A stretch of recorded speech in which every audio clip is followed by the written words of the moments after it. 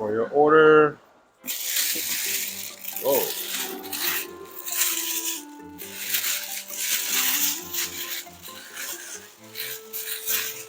Wrapped it really well. Hey, came safe. Hey, looks clean. Got the beige color. There was beige or graphite. I already got the S8 Ultra in graphite, so I went with beige. This is, again, the Tab S9, 11-inch. All right. Let's go. Let's open this. Oh, that one better.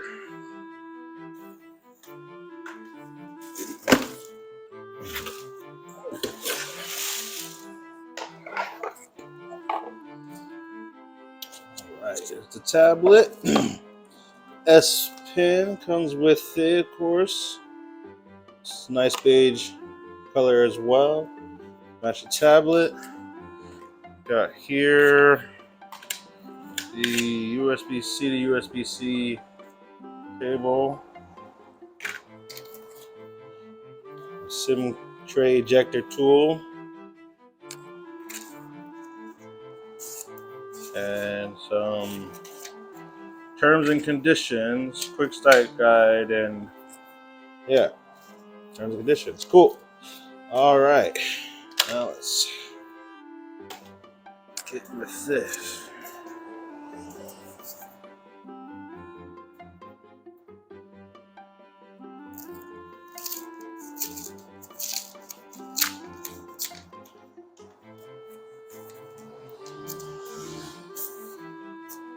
All right, unbox. I'm gonna set this bad boy up and then we'll check it out and go from there.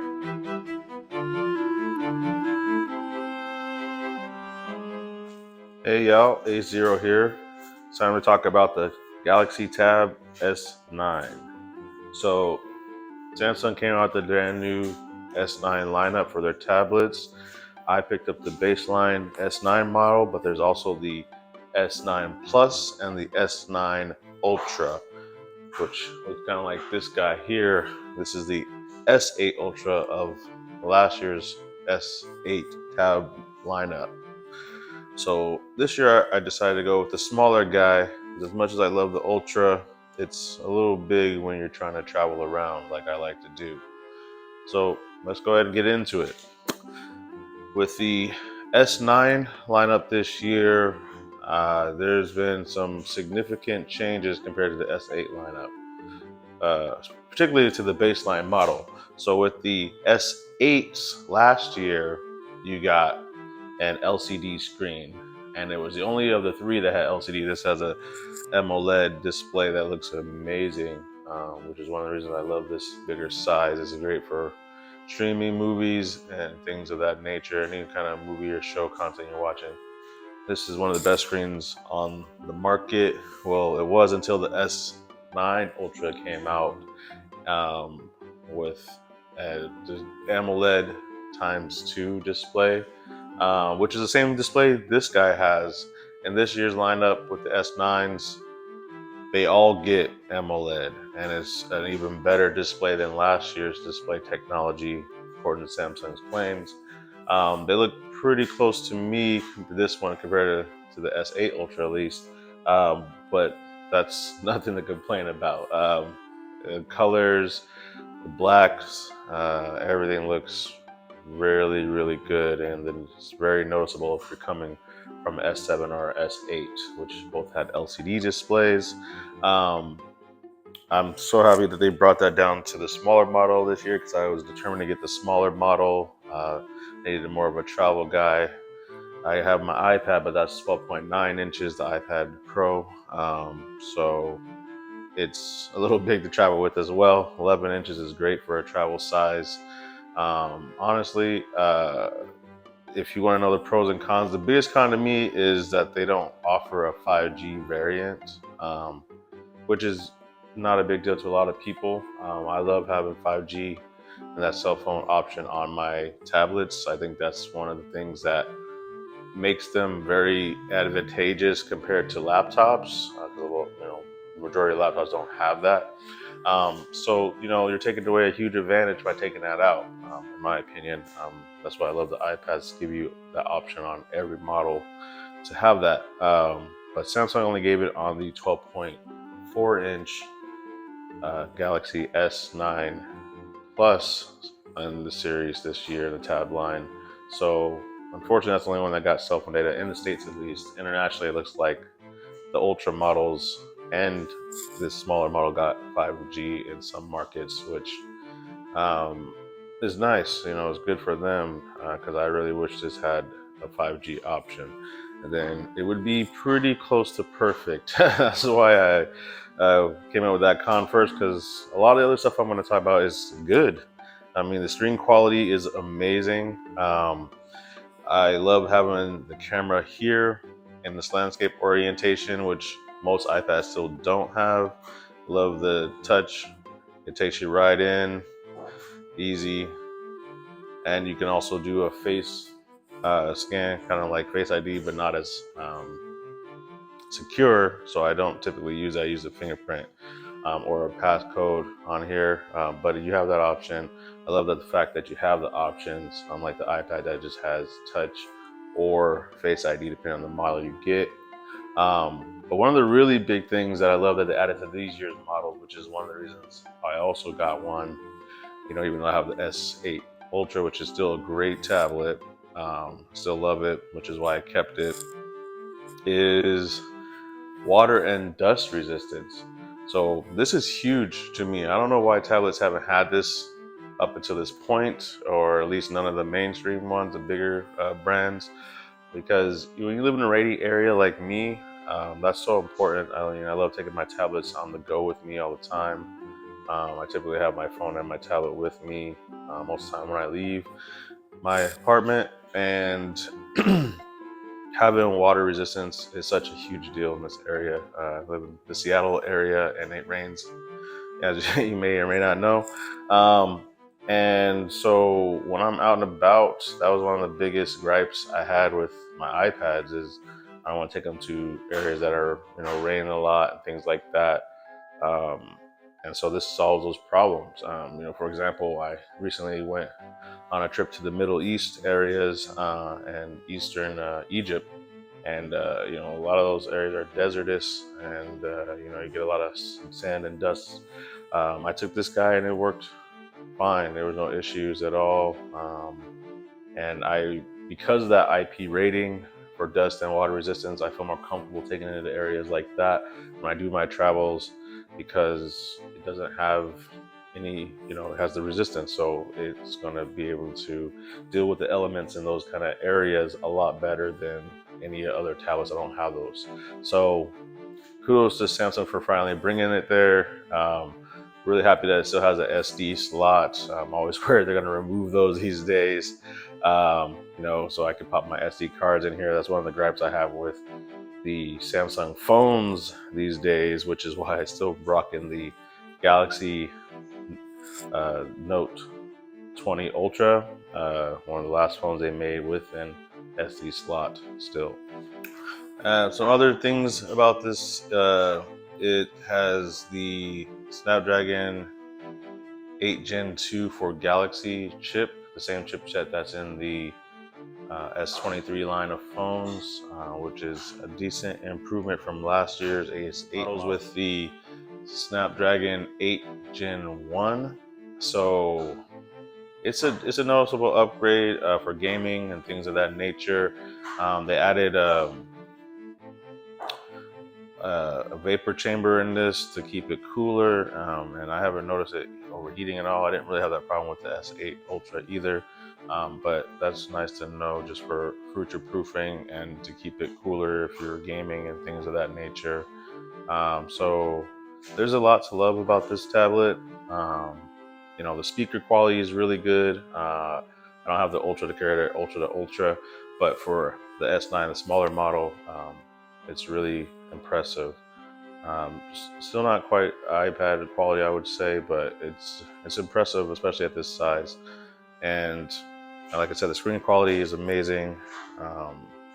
Movies look insanely good on here. Everything looks really smooth as far as the display, and it's 120 hertz. Dolby Atmos speakers, 4 speakers, not like 2 like a lot of the other 11-inch model of tablets. So it has a lot going for it. If you like the Android ecosystem, that's still going to be the biggest thing. Some things which kind of surprised me, even like YouTube Studio, is still shaped, like a cell phone app instead of being full screen on here, and that's a Google app. So a little surprising there. They still have that on, a lot of the apps, and they need to get that going to fix that so they can take advantage of the full screen and be more tablet apps, not phone apps. Uh, you know, Speaking of which, if you're not subscribed yet, please subscribe. I'm trying to get to 100, make my first 100, and of course beyond that. So if you're enjoying this content, give me a like and subscribe would be incredible. Thank you for all that are subscribed already. Besides that, it's still Android. They haven't been making improvements. They have been getting better apps. Things that have been coming over that were exclusive to only iPad. But they still have a ways to go as far as that. Bringing over apps or just making new apps or making apps that are already available for it, more compatible to the tablet versus, just the phone Android. So yeah, if there's anything that you want to know specifically, let me know in the comments below. I've had the tablet for over a month now. Wow, it's already been that long. I got it, I pre-ordered it, got it at launch, which Samsung, another thing to their credit, had some amazing deals at launch. I'm hearing that some of those are still lasting, including like with this one. So it's the S9, the base model, but it's been upgraded automatically. So the base model has 128 gigabytes of storage, 8 gigabytes of RAM. This model has 256 gigabytes of storage and 12 gigabytes of RAM, which is incredible. That's even more storage and RAM than my S8 Ultra, which is another boost for longevity. And it was totally free upgrade. It still cost the base price at launch. I don't know if they're still doing a deal that nice, but the trade-in offers were really good as well. I just wanted to keep my S8 Ultra. And I've been in the Samsung ecosystem for a long time, so I have all my other devices and everything. The only thing I don't really have is a laptop, just because I don't like Windows as much these days. In fact, speaking of which, I've officially decided to switch over to Apple, and I got that new iPhone 15 Pro Plus. That'll be in the new video that will be coming out soon, so make sure you stay tuned on my review of this phone and the Apple Watch. I have that on the way as well, since I'll be switching my watch over to that as well. I'm still going to keep my tablets as far as Samsung, because I think they're, have a lot of things going for them.